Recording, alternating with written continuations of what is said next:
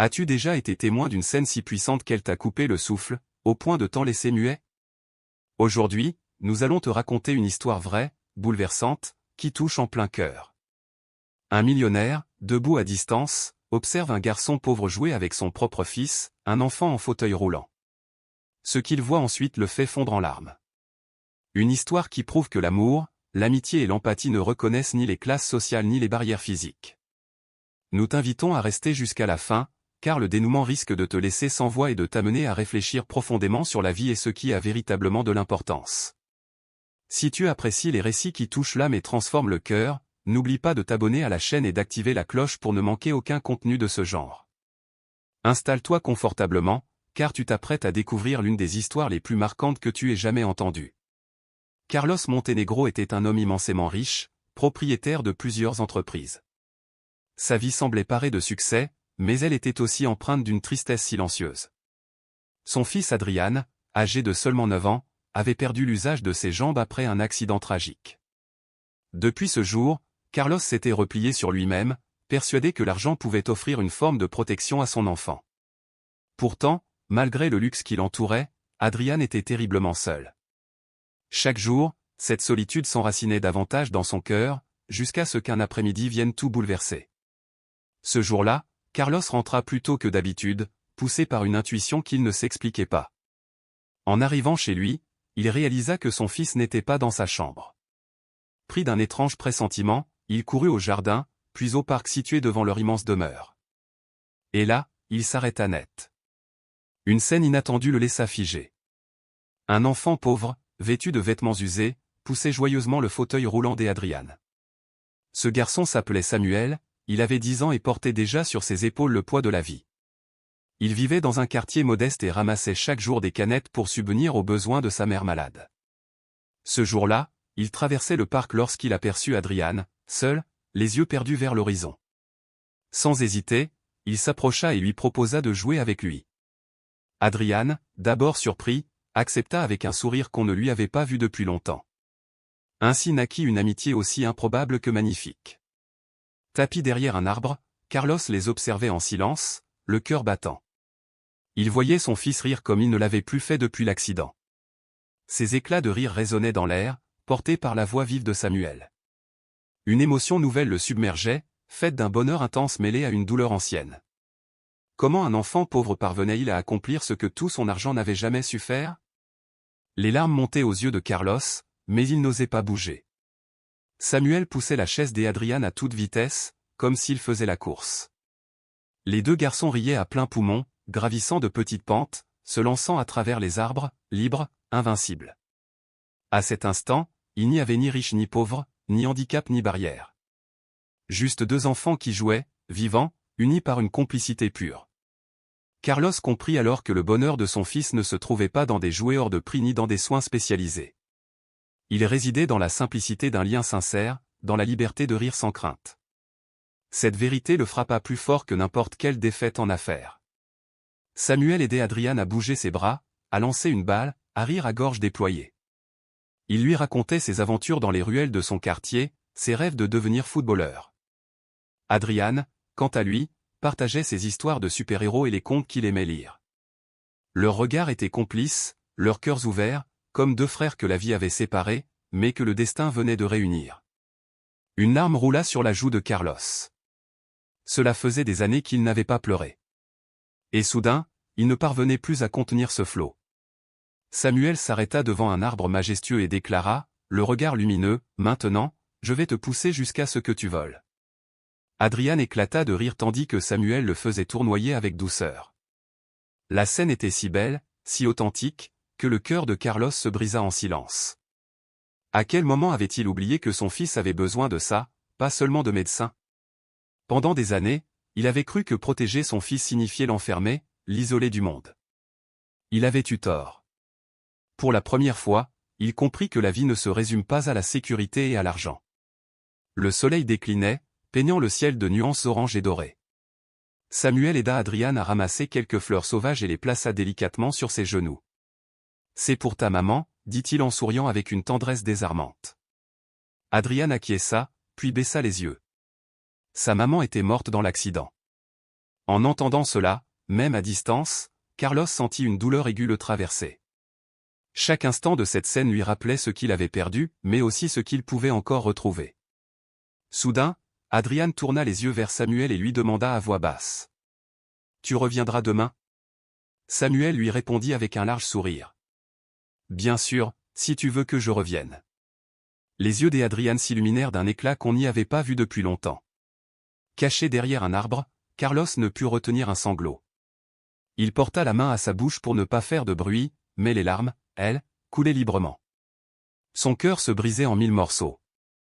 Et pourtant, au fond de cette douleur, quelque chose se réveillait en lui, quelque chose qui recommençait à battre fort. Samuel aida doucement Adrian à retourner vers le bord du parc, près de la grande demeure. Ils se saluèrent par une poignée de mains sincères, puis Samuel s'éloigna en courant, se fondant dans les ruelles de la ville. Carlos, toujours caché, était cloué sur place. Ses jambes tremblaient comme jamais auparavant. Il s'approcha lentement de son fils, qui souriait encore, les bras chargés de fleurs. Adrian le regarda avec étonnement et s'écria. « Papa, aujourd'hui, je me suis fait un vrai ami. » Carlos se mit à genoux devant lui, l'enlaça très fort, et, enfin, laissa couler ses larmes. Pendant le dîner, Adrian ne cessait de parler de Samuel, de ses histoires, de ses rêves. Carlos l'écoutait attentivement, avec l'impression de découvrir une version nouvelle et plus vivante de son fils. Ce soir-là, en le bordant tendrement, il lui fit une promesse. « Demain, on retournera ensemble au parc. » Adrian sourit, le cœur léger. « N'oublie pas, papa, c'est important. » Carlos acquiesça, le cœur gonflé d'une espérance qu'il croyait éteinte.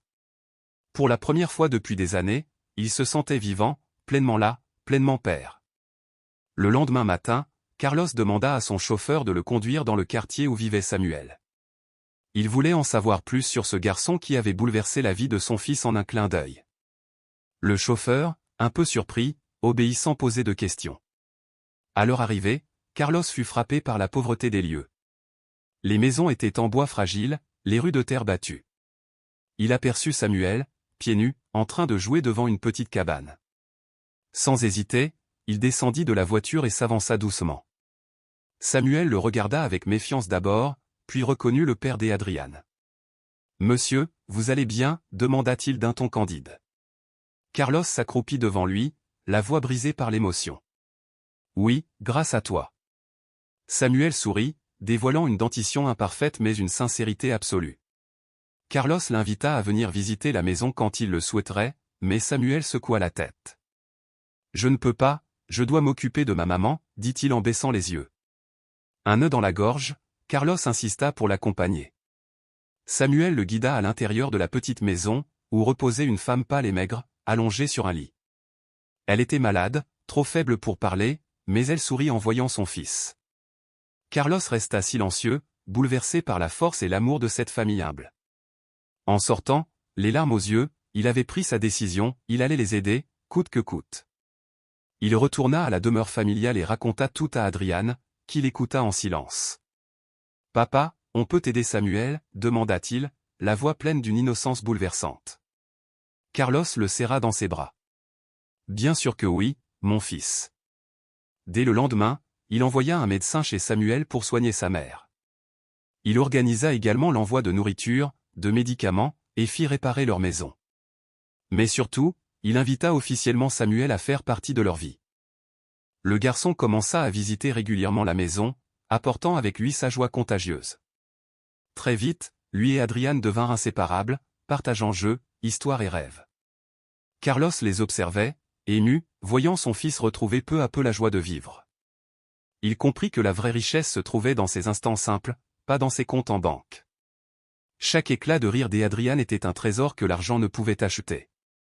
Tout cela, il le devait à un enfant pauvre arrivé dans leur vie au moment le plus inattendu. Le week-end, Carlos les emmenait tous les deux au parc, où ils jouaient sans fin. Samuel apprit à Adrian à lancer une balle plus fort, à bouger ses bras avec confiance. Carlos, les yeux embués, pensait « Il m'enseigne plus que n'importe quelle université. » Le lien entre les trois s'approfondissait, formant une famille unie, solide, vraie. Le riche homme d'affaires se mit à passer moins de temps au bureau, et davantage avec son fils. Il avait compris l'essentiel.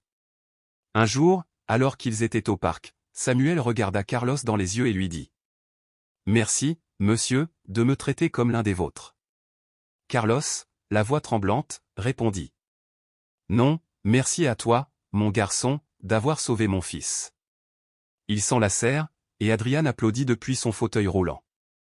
La scène émut tous les passants. Ils n'en croyaient pas leurs yeux, un millionnaire, un enfant pauvre, un garçon en fauteuil, unis par l'amour. L'histoire de Carlos, Adrian et Samuel se répandit dans toute la ville. Les médias voulaient les intervieweurs, mais Carlos refusa. « Ce n'est pas une histoire pour la télévision, disait-il, c'est une histoire pour le cœur. » Grâce au soutien reçu, Samuel et sa mère purent s'en sortir avec dignité. Adrian fit d'énormes progrès en thérapie, encouragé par l'amitié précieuse de Samuel. Et Carlos redevint ce qu'il n'aurait jamais dû cesser d'être, un père, un homme, simplement. Les mois passèrent, et l'amitié entre Adrian et Samuel se renforça profondément.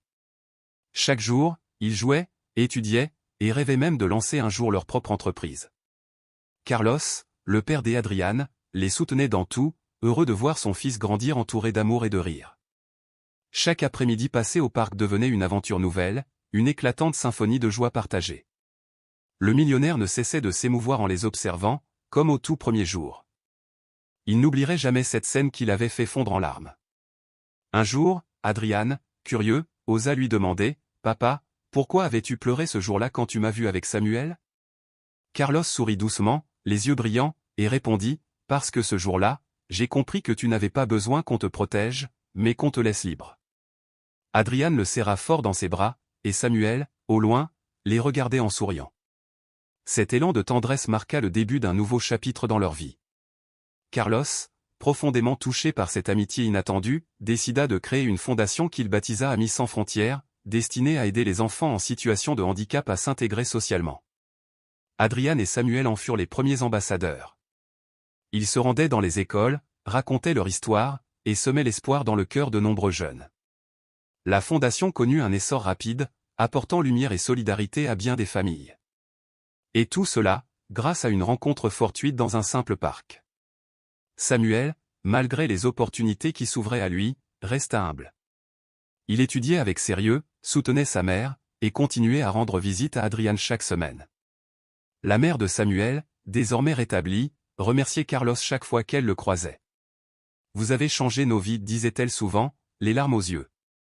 Mais Carlos, avec une sincérité désarmante, répondait: « Non, c'est ton fils qui a changé la mienne. » Et au fond de lui, il savait que c'était la vérité la plus pure. Adrian, de son côté, progressa tellement qu'il finit par participer à des compétitions de sport adaptés. Samuel ne manquait jamais une épreuve, toujours là pour l'encourager et célébrer chacune de ses victoires. Carlos, les mains battant avec ferveur depuis les gradins, avait le cœur gonflé de fierté. Son fils avait triomphé d'obstacles physiques et émotionnels autrefois insurmontables, portés par cette force invisible qu'est l'amitié véritable. Une amitié qu'on ne peut ni acheter, ni vendre, seulement ressentir. Les années passèrent, mais leur histoire continua d'inspirer bien au-delà d'eux. Carlos comprit que l'argent n'était pas une fin en soi, mais un moyen de faire le bien. Adrian et Samuel grandirent comme deux frères, liés à jamais par une expérience hors du commun. Le parc où ils s'étaient rencontrés fut entièrement rénové et porte désormais leur nom. Une plaque y est installée, ici est née une amitié qui a changé des vies. Et chaque fois que quelqu'un passe par là, il ressent comme une magie suspendue dans l'air. Carlos continue à s'y rendre, s'asseyant sur le même banc où il les avait vus jouer pour la première fois. Parfois, des larmes silencieuses lui montent aux yeux, mais ce sont désormais des larmes de gratitude. Gratitude d'avoir ouvert les yeux à temps, d'avoir retrouvé son fils, et d'avoir compris que les barrières n'existent que dans nos esprits, car l'amour trouve toujours un chemin pour unir les cœurs. Aujourd'hui, Samuel et Adrian rêvent de créer un centre d'inclusion pour enfants. Carlos, toujours à leur côté, les soutient avec fierté et admiration. Chaque réussite, chaque pas en avant est célébré comme une victoire pour l'humanité tout entière. Leur histoire continue de s'écrire, d'inspirer, de transformer des vies dans un silence lumineux. Cette rencontre ordinaire s'est changée en une source de changement extraordinaire. Et cela, Carlos le sait mieux que quiconque. Lui, le millionnaire qui autrefois pleurait en silence, sourit désormais au grand jour.